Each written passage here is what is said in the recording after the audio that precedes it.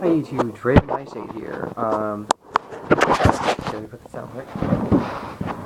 There we go. Um, Altars, candles are lit. I would have the light off, but I tried doing that and couldn't barely see anything in the camera. So, alright, to the video. I am making a video.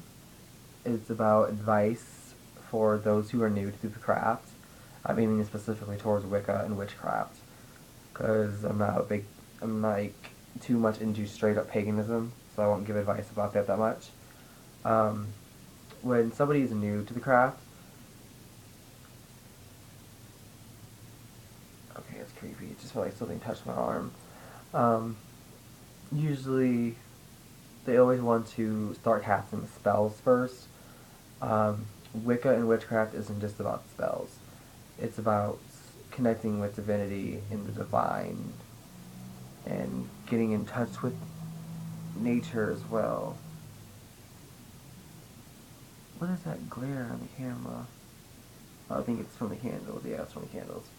Let me scoot over a little bit. I don't want to just flame my altar while I'm doing this.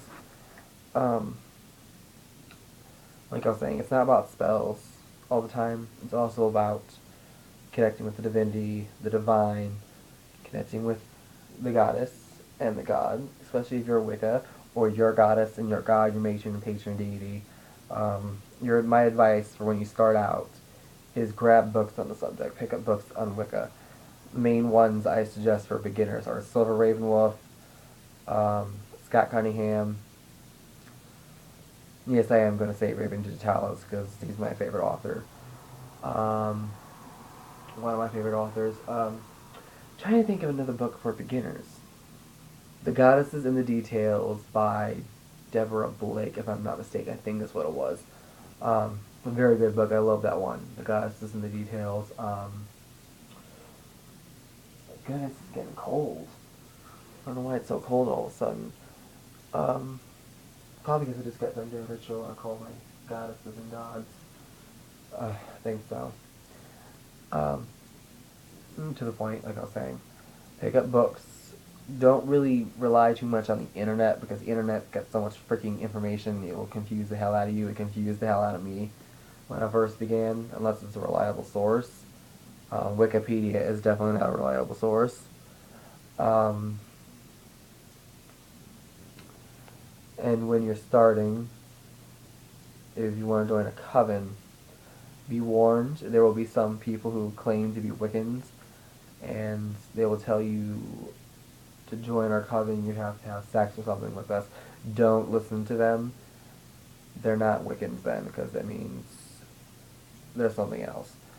It's just a warning to new beginners, because they'll usually be stupid enough to do that.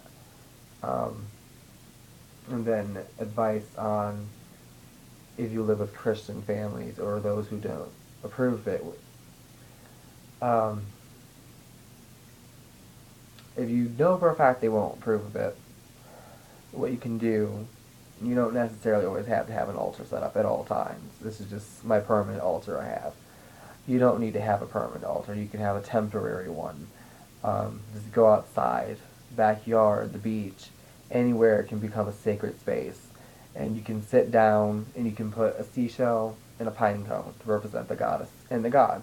And you can grab any old twig to represent a wand. Yes. I'm making a video. Thank you. Okay, that was my little brother. What was the thing? Oh yeah, mini altars. Or temporary ones. You don't always necessarily have to have candles neither. Now if you do want to have a permanent altar in your house set up, you can disguise it as something else besides an altar. Such as you can just place some seashells to represent water, place a couple feathers to represent air on there, like I said, a pine cone and a seashell, and you could just place two little tea light candles or something, and you don't really need your wand and your athame and your chalice and all that because it's not really needed. It's not the tools that you need, it's your body. You're the witch. So you're the one you're the tool. You can use your finger to cast your circle. And for holding water, just use an old cup. And if your family asks why do you have that set up like that, just say it's for meditation. Say it's because you like the beach, or because something like that. Cover it up. Or if you're a Catholic, you can place a statue of the Virgin Mary or a picture of the Virgin Mary to represent the goddess.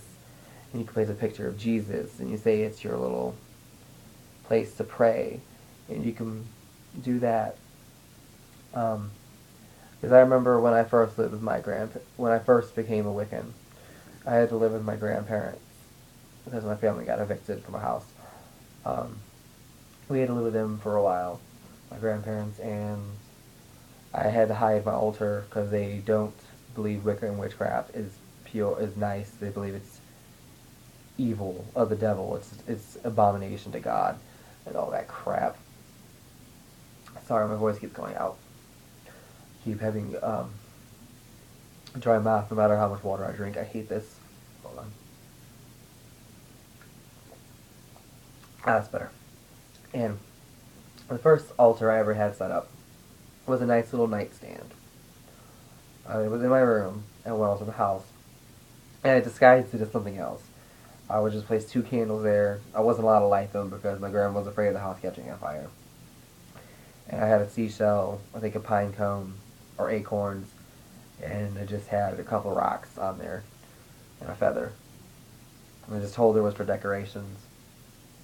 Now, I couldn't really light candles, so my first while of practicing witchcraft and Wicca, I never was really able to light candles at all, and it sucked.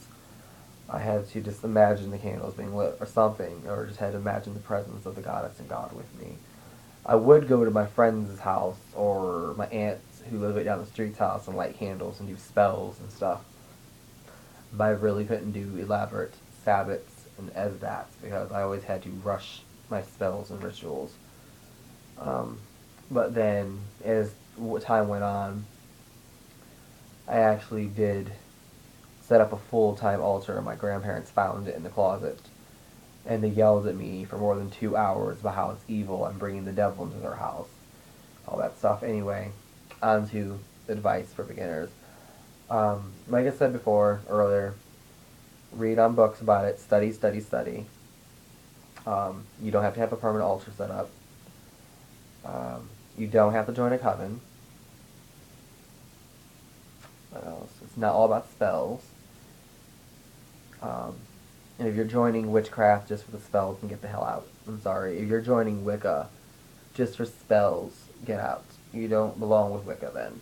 Because Wicca is not just about spells. Now, if you want to just cast spells, you can just practice the craft on its own and just do spellcraft.